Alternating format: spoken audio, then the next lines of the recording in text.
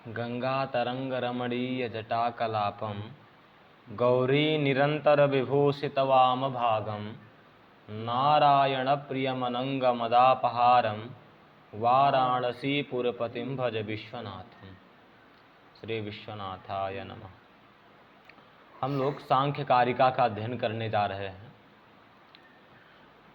जिसके रचयिता श्री ईश्वर कृष्ण जी हैं। सांख्य सूत्र के प्रणेता कपिल जी हैं और सांख्य कारिका के प्रणेता ईश्वर कृष्ण जी। ठीक, चलिए, तो इस पर विशेष विचार न करते हुए हम लोग कारिकाओं का अध्ययन करते हैं। तो देखिए, इस संसार में कोई भी प्राणी आता है, वह यहाँ पहुँचते ही उसको 3 प्रकार के दुख घेर लेते हैं। 3 प्रकार के दुखों से वह प्राणी ग्रस्त हो जाता है। आध्यात्मिक, आधि भौतिक, आधि दैविक, ये 3 प्रकार के दुख होते हैं। जिसमें जो आध्यात्मिक दुख है वह 2 प्रकार का होता है। एक तो शारीरिक और मानसिक भेद से 2 प्रकार का होता है। शारीरिक क्या होता है? तो शारीरिक जैसे बुखार इत्यादि हो जाना, ज्वर इत्यादि हो जाना, ये क्या है? शारीरिक दुख है। शरीर में विकार उत्पन्न हो जाना शारीरिक दुख है। तथा मन में विकार उत्पन्न हो जाना ये मानसिक दुख कहलाता है। जैसे आप किसी से अत्यधिक प्रेम करते थे अथवा आपका किसी के ऊपर अत्यधिक विश्वास था और उसने आपके विश्वास का हनन कर दिया, तो आपको बहुत दुख होता है ना। वो क्या है? ये मानसिक दुख है। ठीक, और शरीर में विकार उत्पन्न हो गया, कफ जम गया, बहुत परेशान रहते हैं शरीर की पीड़ा से, ये शारीरिक दुख है। ठीक, तो एक हो गया हमारा आध्यात्मिक दुख हो गया। अब आधि भौतिक दुख होता है। ठीक, आधि भौतिक दुख क्या है? जो संसार में होने वाले जो प्राणी हैं, उन प्राणियों से होने वाला जो दुख है उसे कौन सा दुख कहते हैं? आधि दैविक कहते हैं। ठीक, वो आधि भौतिक कहते हैं। क्षमा चाहता हूँ, चलिए, आधि भौतिक दुख कहते हैं। ठीक, जैसे इस संसार में जो मनुष्य है, ठीक, मनुष्य से अथवा पशु से, मृग से, पक्षी से, सर्प से अथवा सर्प काट ले इत्यादि, इस प्रकार से संसार में उत्पन्न जो प्राणी हैं, उन प्राणियों के द्वारा उत्पन्न जो दुख होता है उसे आधि भौतिक दुख कहते हैं। ठीक, तो ये 2 दुख हो गए। 2 दुखों को हम लोगों ने जाना। तीसरा दुख है आधि दैविक। आधि दैविक दुख क्या होता है? तो देखिए, देवानाम इदम इति दिवः अथवा देवानाम इदम इति दैवः। ठीक, और तद अधिकृत्य यत उपजायते तत् आधि दैविकम। अर्थात देवों को लेकर के जो दुख उत्पन्न हो उसे आधि दैविक दुख कहते हैं। ठीक, जैसे क्या? शीत, ठंडा लगना, उष्ण, अधिक गर्मी लगना, और अधिक वर्षा हो जाना, अधिक बारिश हो जाना। अरे कोई किसान है और वो उसकी फसल लगी हुई है खेत में, और वो मन में विचार बना रहा है कि हमें 2-4 दिनों में इस फसल को काट लेना है, और विचार बना ही रहा था कि इंद्र महाराज ने इतनी बारिश करवा दी कि उसका खेत फिर से भर गया। तो उसको दुख हुआ कि नहीं हुआ? तो ये किसके द्वारा दुख प्रदत्त है? ये देवताओं के द्वारा दुख दिया गया है ना, इसलिए इसे क्या कहते हैं? आधि दैविक दुख कहते हैं। तो हम लोगों ने जाना कि संसार में तीन प्रकार के दुख होते हैं, आधिदैविक, आध्यात्मिक, आधिदैविक और आधि भौतिक। ये तीन प्रकार के दुख होते हैं। आध्यात्मिक क्या होता है? तो आध्यात्मिक शारीरिक और मानसिक भेद से दो प्रकार का होता है। तथा शारीरिक दुख क्या है? तो शरीर में पीड़ा इत्यादि उत्पन्न होने के कारण जो दुख हो उसे शारीरिक दुख कहते हैं। और मन में योग आदि के कारण जो दुख उत्पन्न हो उसे क्या कहते हैं? मानसिक दुख कहते हैं। ठीक। तथा जो देवताओं के द्वारा प्रदान किया गया जो दुख है उस दुख को आधिदैविक दुख कहते हैं। और संसार में उत्पन्न जो प्राणी हैं उन प्राणियों के द्वारा उत्पन्न जो दुख है उस दुख को आधि भौतिक दुख कहते हैं। ठीक। तो ये तीन प्रकार का दुख अच्छे से समझ में आ गया है ना। चलिए, तो ये इन तीन प्रकार के दुखों का जब संबंध हो तो उसमें क्या करना चाहिए? दुख क्यों हुआ, क्यों उत्पन्न हुआ, अथवा मुझे दुख क्यों हो रहा है, ये जानने की इच्छा होती है कि नहीं होती है भाई? कष्ट क्यों मिल रहा है? तो इसी के बारे में पहले कारिका में बता रहे हैं हमारे श्री ईश्वर कृष्ण जी। ये कह रहे हैं दुःखत्रयाभिघातात् जिज्ञासा तदभिघात के हेतु। अर्थात देखिए इसका अन्वय कैसे करेंगे? तो दुःखत्रयाभिघातात् तद अभिघात के हेतु जिज्ञासा, इतना बना।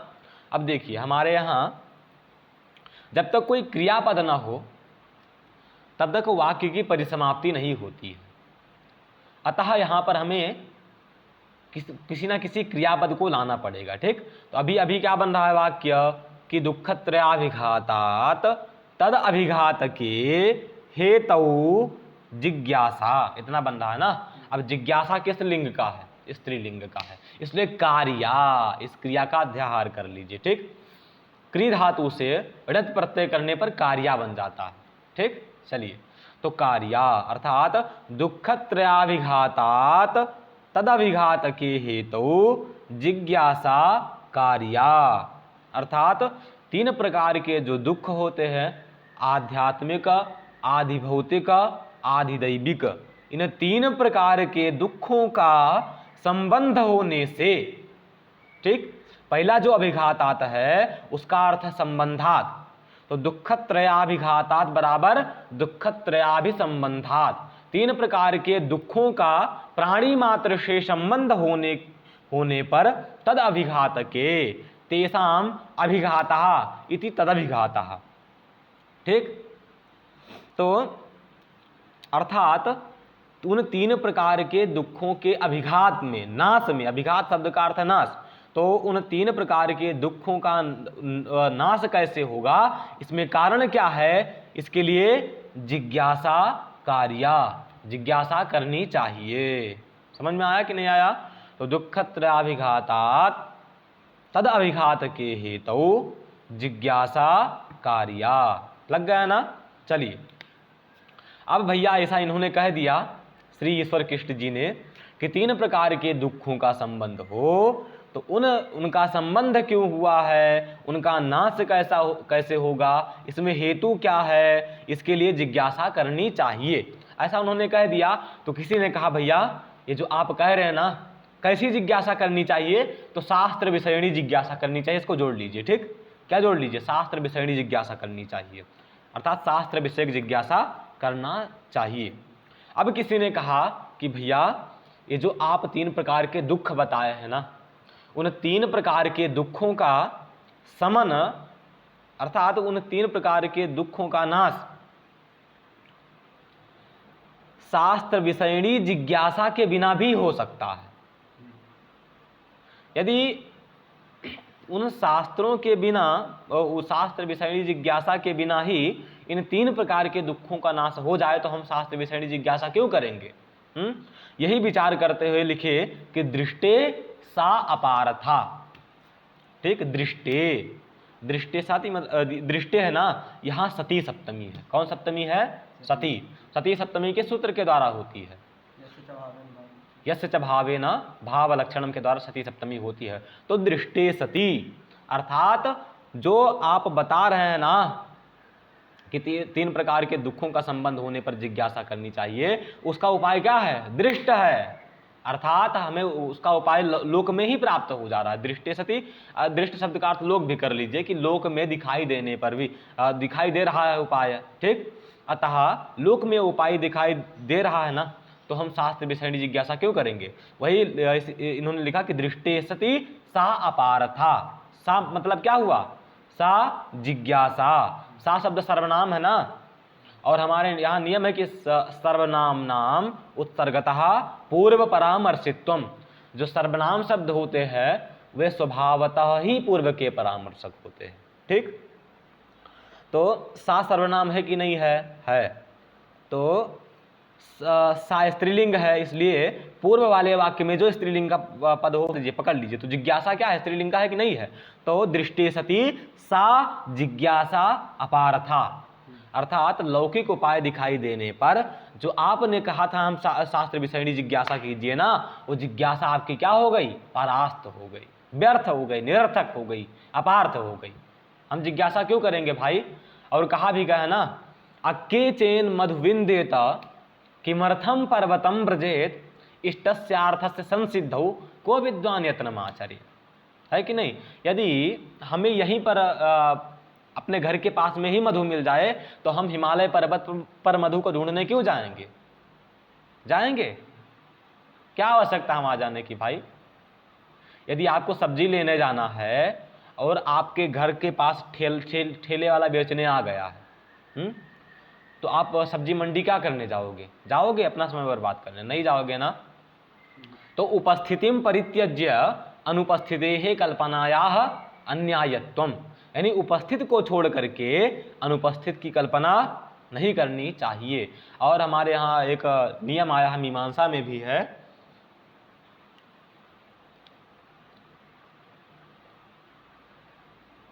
स्मरण नहीं आ रहा, चलिए मैं बता दूंगा फिर। चलिए चलो।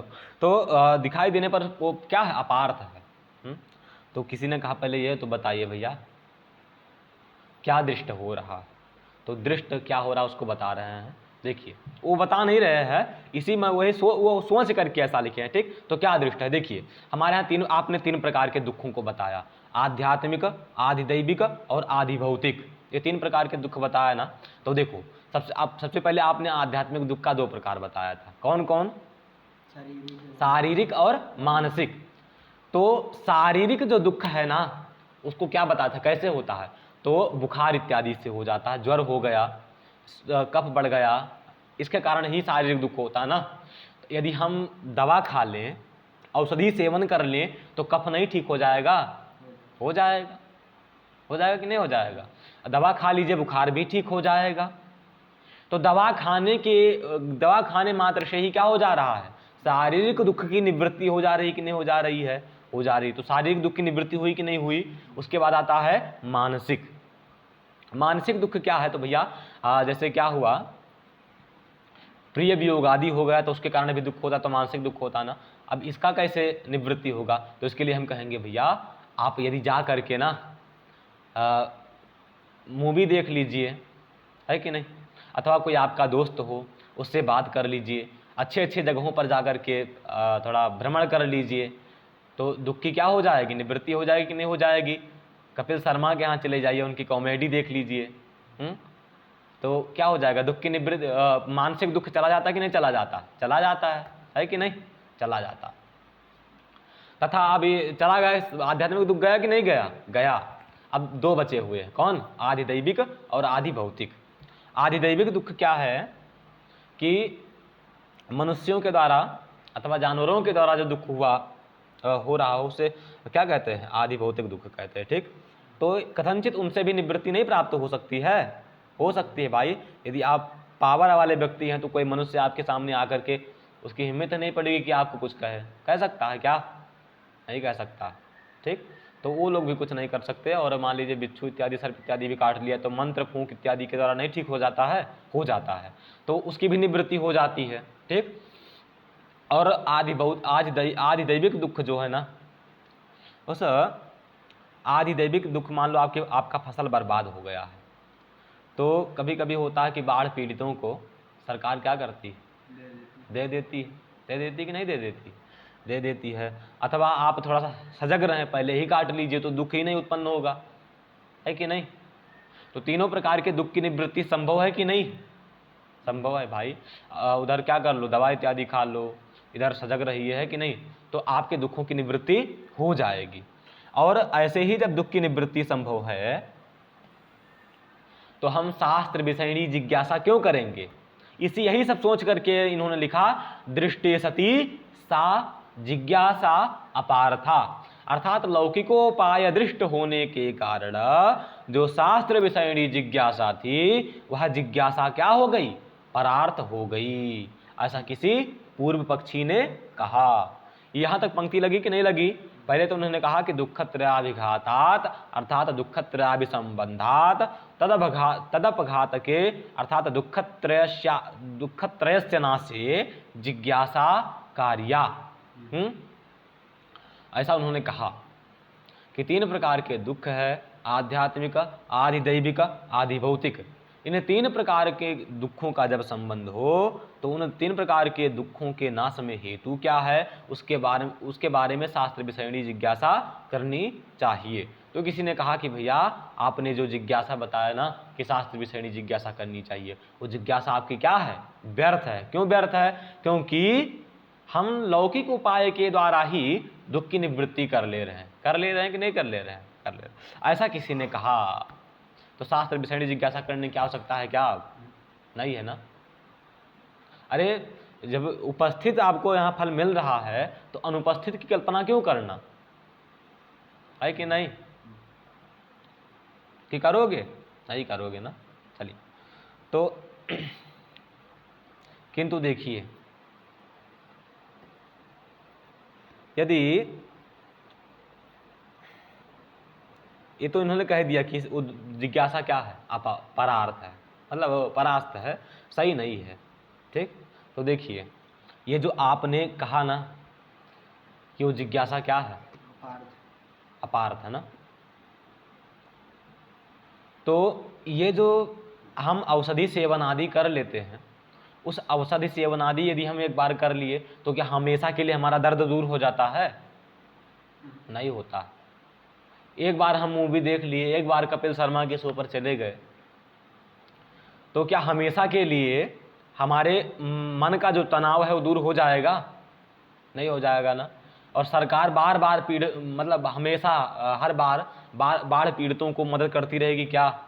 अब ऐसा थोड़ा ना है कि बार बार तुम्हें सर एकदम बार बार मंत्र से बचते रहोगे, कभी काट लेगा, बचोगी नहीं, टपक जाओगे, है कि नहीं? तो हमेशा के लिए, मतलब हमेशा के लिए दुख की निवृत्ति करा रही है क्या? हमेशा के लिए दुख की निवृत्ति नहीं करा रही। आपको दुख हुआ थोड़ी देर के लिए, एक दो दिन के लिए, मान लो उसकी निवृत्ति हो जाएगी, किंतु फिर परसों वही बात होनी है। तो हमेशा के लिए हो रही है? नहीं हो रही। ठीक, इसीलिए उन्होंने कहा कि भैया जो आपने कहा ना कि शास्त्र विषयणी जिज्ञासा परार्थ है, इति चेत ना, आप ऐसा नहीं कह सकते। सा अपार्था, सा जिज्ञासा अपार्था इति चेत ना, ऐसा नहीं कह सकते। क्यों?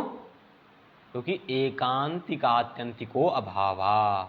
क्या बताए? एकांतात्यंतिको अभावा। हाँ, एकांतात्यंततो अभावात। एकांतिक और आत्यंतिक का वहां पर क्या है? अभाव है। ठीक, एकांत मतलब क्या होता है? तो एकांत मतलब होता है भैया अवश्य ही जिसकी निवृत्ति हो जाए। ठीक, एकांत मतलब अवश्य, और अत्यंत मतलब होता है कि पुनः उत्पन्न ही ना हो। समझे? क्या हो? पुनः उत्पन्न ही ना हो। तो इन दोनों का अभाव है कि नहीं उसमें? किसमें? जो आपने लौकिक उपाय बताया उनमें क्या है? अभाव है ना। एकांत का अभाव है और अत्यंत का अभाव है। अतः एकांतिक और आत्यंतिक रूप से दुख की निवृत्ति नहीं हो सकती। इसलिए हमें क्या करना चाहिए? शास्त्र विषयणी जिज्ञासा करनी चाहिए। समझ में आ गया ना? चलिए, तो एक बार कारिका देख लेते हैं। दुःखत्रयाभिघाता जिज्ञासा तदभिघात के हेतु दृष्टे सा पार्था चेन नैकांतात्यंततो भावा। यहाँ तदभिघातके जो लिखा है, यहाँ किसी किसी पुस्तकों में तदपघातके भी पाठ मिलता है, जो पाठ सही है, गलत नहीं है, ठीक, वो भी सही है। चलिए दूसरी कारिका देखते हैं। किसी ने कहा चलिए ठीक है, ये जो लौकिक उपाय है ना, मान लो एकांतिक और आत्यंतिक रूप से दुख की निवृत्ति नहीं कर सकते। लौकिक उपाय के द्वारा एकांतिक और आत्यंतिक रूप से दुख की निवृत्ति नहीं हो सकती, ठीक।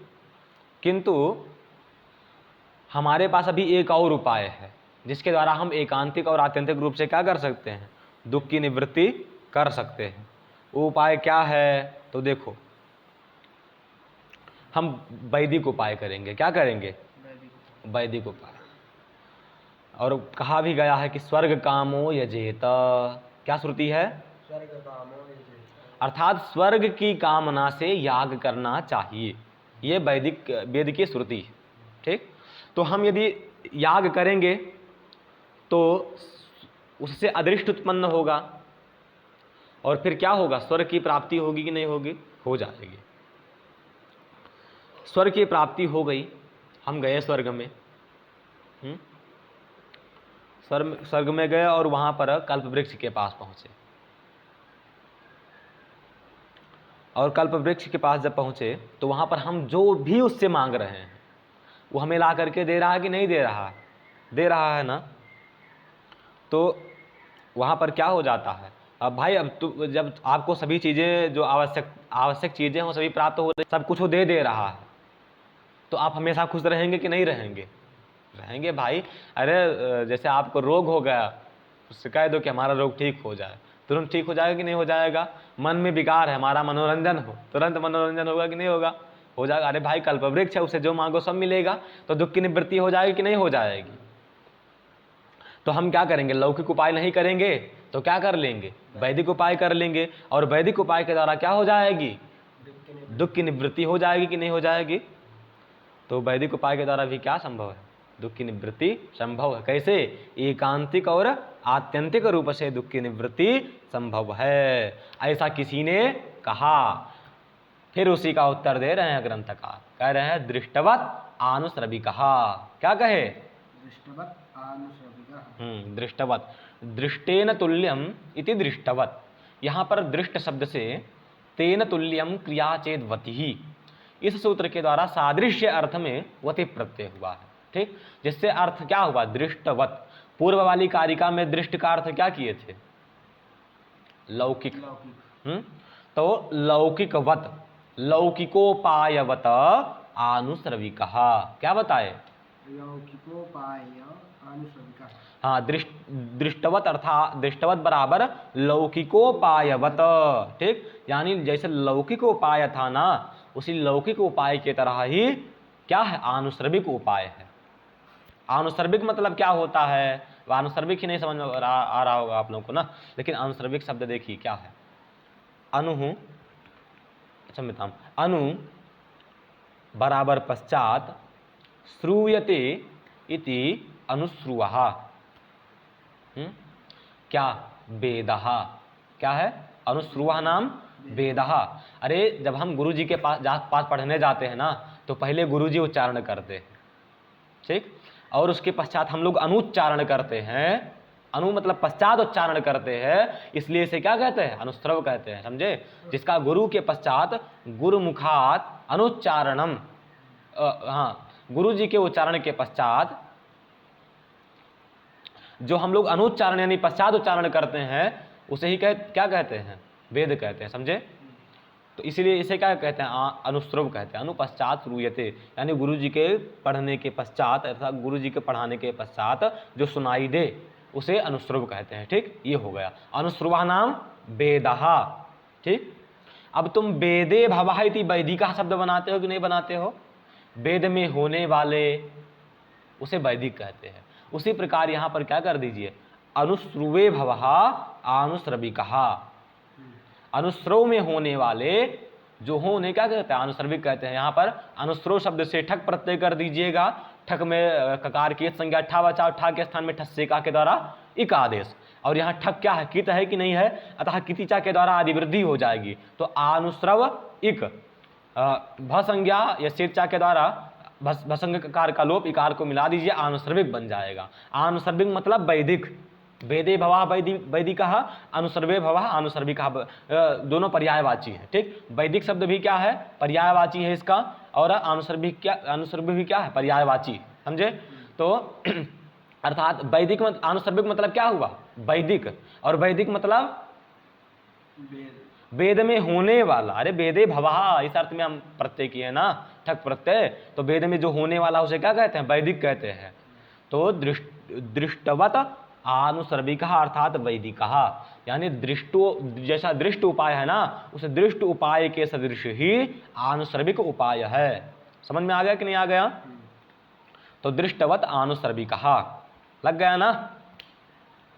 अरे भैया ये दृष्टवत जो आनुसर्विक उपाय को दृष्टवत बता रहे हैं ना, कैसे है जरा हमें समझाइए। तो इसी के लिए इन्होंने लिखा सही अभिशुद्धिक क्षयातिशय युक्त, ठीक, सानाम सह आनुश्रविक उपाय।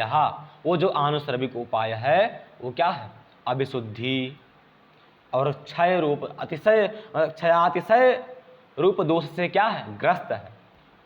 अतः अभिशुद्धि और क्षय इत्यादि दोषों से ग्रस्त होने के कारण ये क्या है, ये भी सही नहीं है। नहीं आया, कैसे नहीं, अभिशुद्धि क्या है, इसमें क्षय क्या है, ये भी तो जानना होगा ना। तो अभिशुद्धि देखिए, अभिशुद्धि क्या होता है, हम लोग जब उधर बताया गया है कि भैया जब हम याग करते हैं ना, तो याग में पशुओं की बलि दी जाती है। क्या दी जाती है, पशुओं की बलि दी जाती है। और यदि गाय इत्यादि को काटा जाता है, जो भी जानवर को काटा जाता हो, हम इतना नहीं जानते उसके बारे में, लेकिन इतना जानते हैं कि पशुओं की बलि दी जाती थी। तो पशुओं की बलि, भाई आप हिंसा कर रहे हैं कि नहीं कर रहे हैं, शास्त्रों में कहा गया है क्या, माँ हिंस्यात् सर्वभूतानि, किसी की भी हिंसा नहीं करनी चाहिए। किंतु आप क्या कर रहे हैं, पशु को मार रहे हैं कि नहीं मार रहे हैं, मार रहे हैं।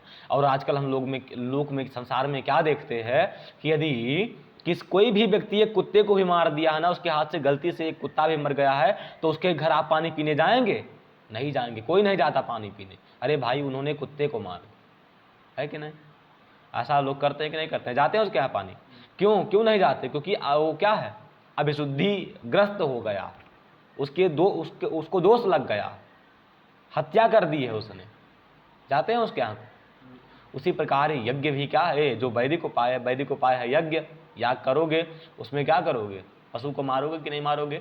एतावता वैदिक उपाय भी क्या, यज्ञ भी क्या हो गया, अत्यंत अभिशुद्धि दोष से ग्रसित है कि नहीं है। और क्षय क्या है इसमें, तो देखो आप क्या किए, आपने याग इत्यादि करके बहुत सा पुण्य इकट्ठा किया, ठीक, और पुण्य इकट्ठा करके आप स्वर्ग चले गए, ठीक, स्वर्ग गए कि नहीं गए, गए। और स्वर्ग वहाँ पर आप पहुँचे, तो वहाँ पर आप रहे, कई वर्ष रहे वहाँ पर, ठीक, कि और धीरे धीरे आपका जो पुण्य था वो पुण्य क्या हो गया, नष्ट हो गया, खत्म हो गया, ठीक। और जैसे आपका पुण्य खत्म हुआ, तुरंत आपको वहाँ से फेंक दिया गया, वहाँ से क्या कर दिया गया, भगा दिया गया, जाओ भाई अपने पृथ्वी लोक पर जाओ, अभी तुम्हारी यहाँ पर क्या आवश्यकता नहीं, क्योंकि आपने जितना पुण्य किया था उतना आपने स्वर्ग को भोगा। गीता में भगवान श्री कृष्ण कहते हैं, ते तम भुक्त्वा स्वर्गलोकम विशालम क्षीणे पुण्य मर्त्य लोकम विसंति, ठीक। अर्थात जब पुण्य क्षीण हो जाता है मनुष्य का, तो उसको फिर से क्या किया जाता है, धरती पर भेज दिया जाता है कि नहीं आया। अतः ये क्या है, क्षय दोष से ग्रसित है कि नहीं है। तो ये क्या हुआ, हमेशा के लिए दुख की निवृत्ति करवा सकता है क्या, इसमें एकांतिक और आत्यंतिक रूप से दुख की निवृत्ति हो सकती है क्या इसके द्वारा, नहीं हो सकती ना। इसलिए भी क्या दृष्टवत आया कि नहीं आया। चलिए, तो दृष्टवत आनुश्रविक, यानी जैसे लौकिक उपाय है उस लौकिक उपाय के सदृश ही यह आनुश्रविक उपाय भी है। तो कैसे है, दृष्टवत कैसे है, अर्थात ये भी एकांतिक और आत्यंतिक रूप से दुख की निवृत्ति नहीं करवा सकता। कुछ समय के लिए भले ही आपको स्वर्ग का भोग करवा दे, वहाँ कल्प वृक्ष के पास चले जाएं, किंतु लेकिन जैसे आपका पुण्य खत्म होगा पुनः आपको धरती पर भेज दिया जाएगा। ठीक, चलिए, तो दृष्टवत आनुश्रविकः सही अभिशुद्धि क्षयातिशय युक्त, ये समझ में आ गया ना। फिर इन्होंने कहा तब क्या श्रेष्ठ है भैया, तो कहा तद विपरीतः श्रेयान। ठीक, तयोः विपरीतः इति तद विपरीतः, तयोः नाम लौकिक लौकिकानुश्रविकयोः विपरीतः, अर्थात लौकिक उपाय से तथा आनुश्रविक उपाय से विपरीत जो उपाय है वही क्या है, श्रेयान। श्रेयान मतलब श्रेष्ठ है। क्या है, गरीयान, ज्यायान, वही श्रेष्ठ। भगवान श्री राम कहते हैं ना, जननी जन्मभूमि अपि स्वर्णमयी लंका न मे लक्ष्मण रोचते, जननी जन्मभूमिश्च स्वर्गादपि गरीयसी। तो वहाँ गरीय शब्द का क्या पाठ है, श्रेष्ठ।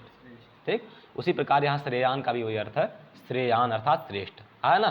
तो तद विपरीतः श्रेयान, अर्थात लौकिक उपाय से और वैदिक उपाय के विपरीत जो उपाय है वो क्या है, श्रेयान है, वही श्रेष्ठ है। ठीक, तो भैया इन दोनों के विपरीत उपाय क्या है? तो बता रहे हैं व्यक्ता व्यक्तज्ञ विज्ञानात्। ये जो तद विपरीत है जी, मतलब कैसे?